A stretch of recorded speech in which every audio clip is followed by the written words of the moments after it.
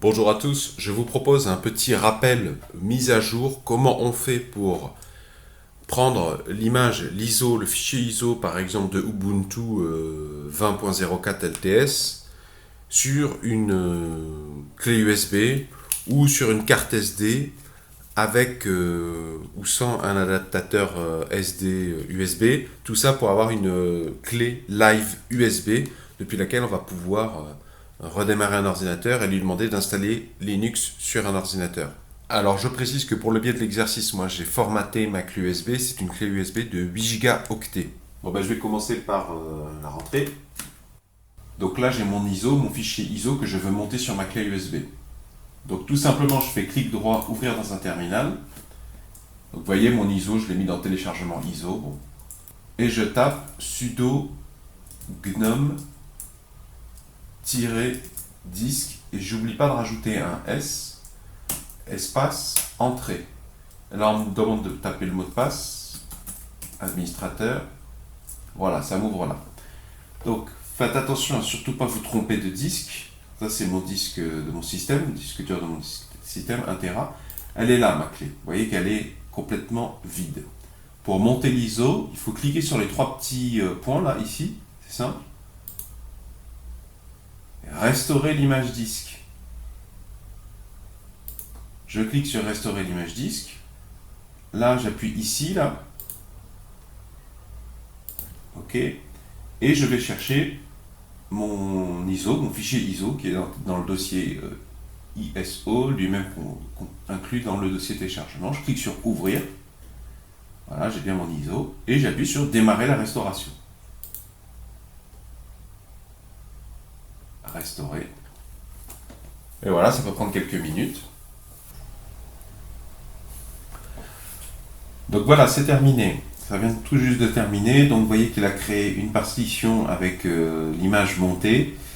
Ça fait 2,9. Alors, le fichier à l'origine fait 2,9. Donc ça, c'est pour ceux qui se demandent quelle est la taille du support que je dois utiliser en termes de carte SD ou de disque SD, de clé USB. Bah, vous voyez que pour 2,9 gigaoctets, il a besoin d'au moins 2,9 gigaoctets. Il n'a pas besoin de beaucoup plus. Donc on a fini. Ici, tout simplement, je peux fermer. Voilà. Et vous voyez, ma clé, elle est là. Si je clique dessus, voilà, j'ai tous les fichiers d'installation caractéristiques d'une clé live USB qui permet d'installer Linux sur une machine. Donc, vous voyez, je peux la démonter comme ça. Là, je l'ai retirée du port USB, je vais la remettre.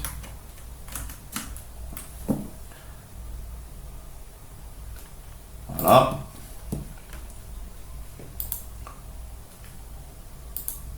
Et vous voyez, quand j'ai fermé ma fenêtre, ça s'est fermé tout seul ici. N'oubliez pas le S. Hein. Donc maintenant que j'ai fait ça, j'ai plus qu'à redémarrer mon ordinateur, aller dans le BIOS en faisant F2 pour sélectionner un démarrage sur la clé USB en question. Ça, c'est si vous avez bien sûr sauvegardé toutes vos données avant au préalable, bien sûr. Bon, moi j'ai déjà utilisé ma clé et cette méthode pour mettre à jour ma version d'Ubuntu. En attendant, je la mets dans un petit sachet sur lequel j'ai marqué Ubuntu 20.04 et elle va aller rejoindre mes autres versions de Ubuntu 18.04 ou version de Windows dans un coin. En cas de problème, j'ai déjà tout ce qu'il faut.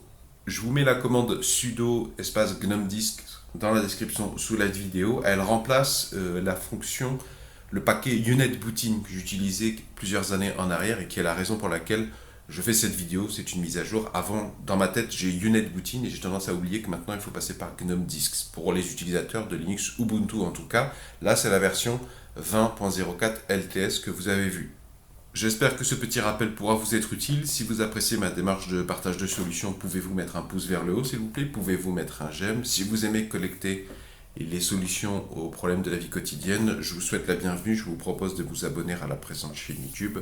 Justement, cet effet vont s'afficher à l'écran un rond et un rectangle. Le rond, vous cliquez dessus, ça vous abonne gratuitement à la présente chaîne YouTube. Et le rectangle, si vous cliquez dessus, ça vous emmènera vers tous mes tutoriels sur Linux Ubuntu, pour celles et ceux qui veulent commencer à utiliser sérieusement Linux dans la vie professionnelle ou dans la vie associative ou dans la vie artistique.